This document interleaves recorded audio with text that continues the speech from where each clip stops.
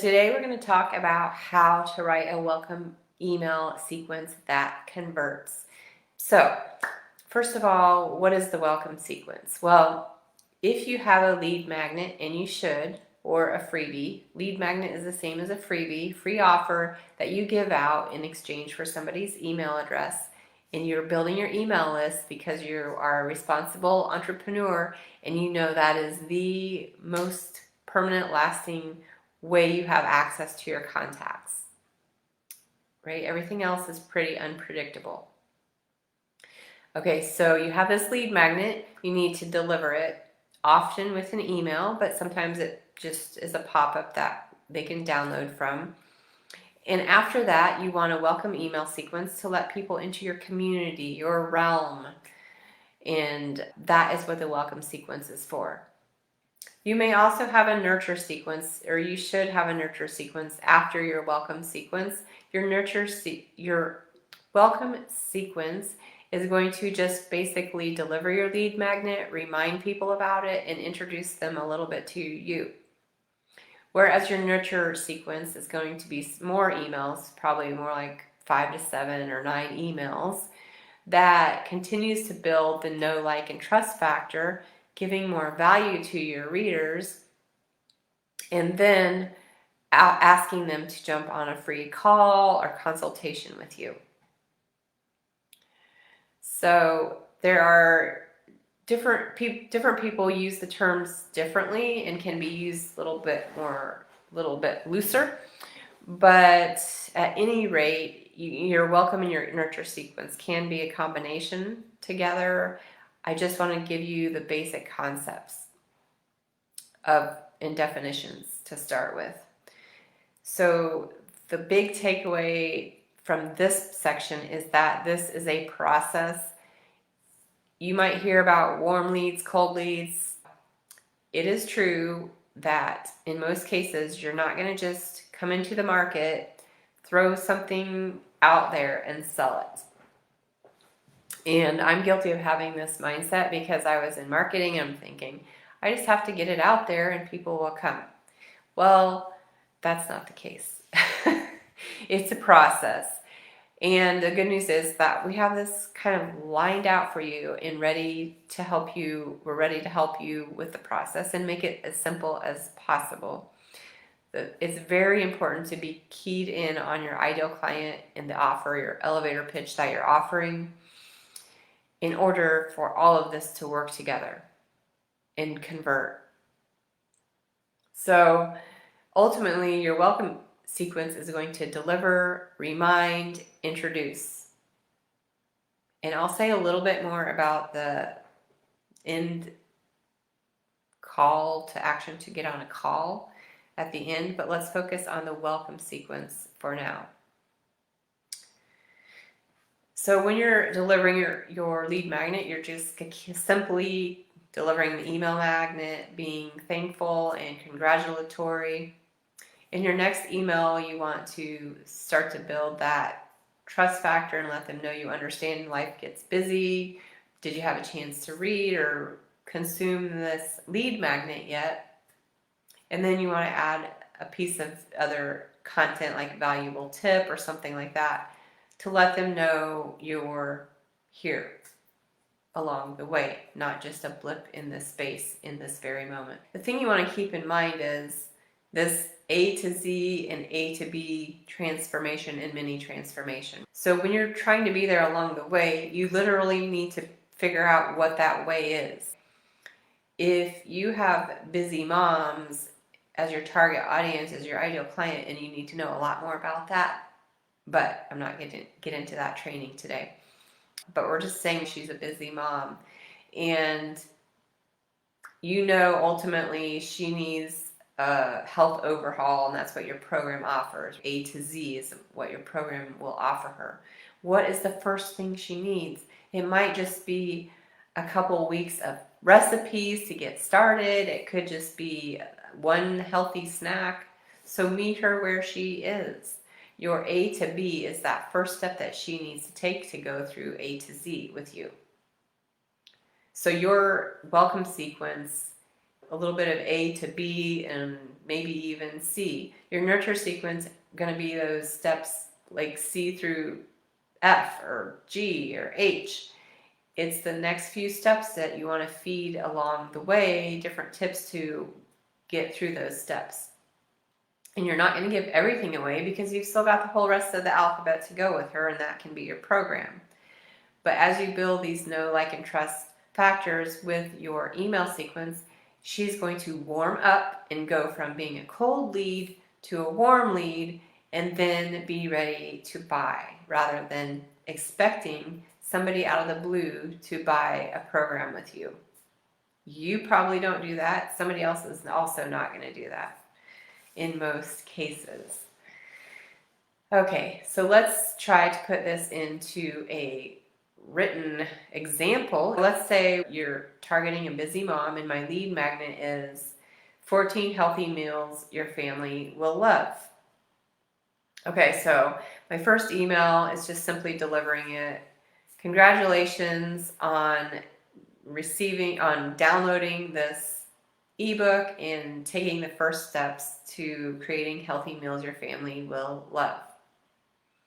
I know as a wellness warrior myself that when you have a lot of foods you need to avoid, or even just a couple key foods like gluten and dairy, that it's difficult to make recipes and meals your whole family will love.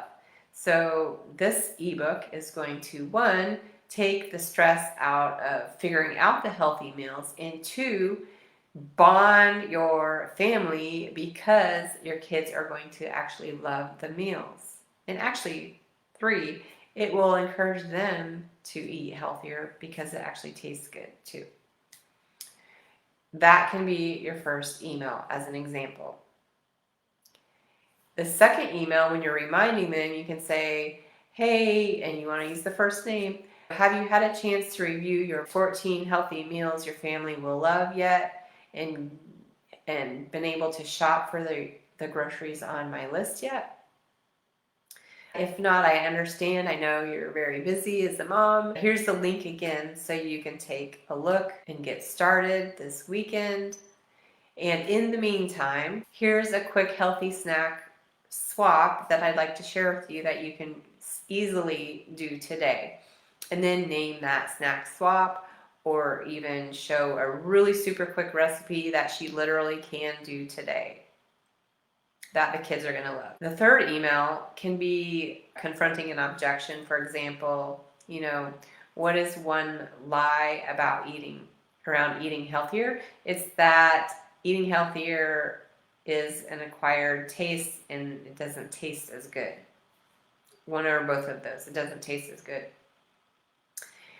And then you could start sharing a story. For example, it could be something like this.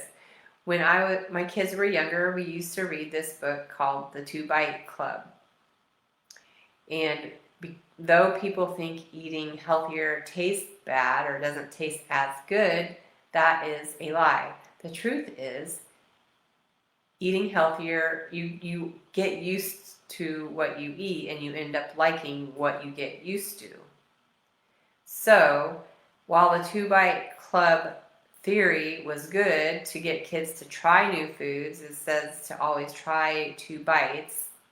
You always have to try 2 bites, and they had this little chart to let the kids mark it when they did as a motivational thing. But, the science behind it all is that it can take up to 30 bites or 30 exposures before you will like a new food. And this is something I researched when I was writing my book. But it said, in fact, it can take 12 to 15 times of seeing a new food before you'll try it, and 10 to 12 times, if I remember correctly, it's in this realm, 10 to 12 times of tasting that new food before you'll like it. Plus, if you're like me and you have tried or you've been avoiding certain foods for your health for a while, if you go back to tasting them, when I eat something really sweet, it's too sweet for me. I mean, even if it's not that sweet to the average person, it's way too sweet for me. So it's true that it's all about what you get used to. And if you can get used to eating healthier new foods, it's going to be a lot easier. And I've provided you with the 14 meals to help you get started getting used to eating healthier foods. And I'm here to help you the rest of the way. Then you can have a little new paragraph. In fact, I have a Facebook group where you can join me, and here's the link.